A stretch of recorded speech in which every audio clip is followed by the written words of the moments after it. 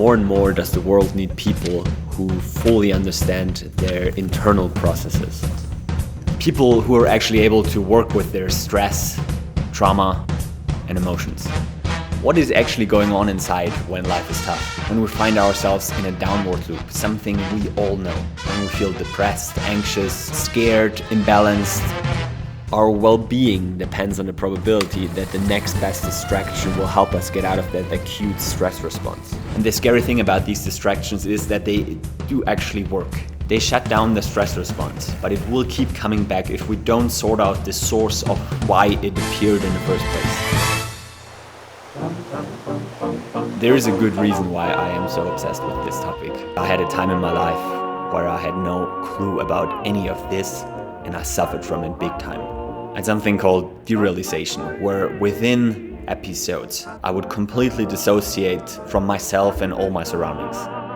It was extremely scary, very unpleasant, and I started to question everything, my entire existence, all I knew, all I learned, all I was. These episodes felt like random shifts of consciousness that took me out of my reality. And at first, just like anything, I tried to avoid it, but eventually it got so deep. I knew I needed to confront it if I wanted to keep living my life in any sort of constructive way.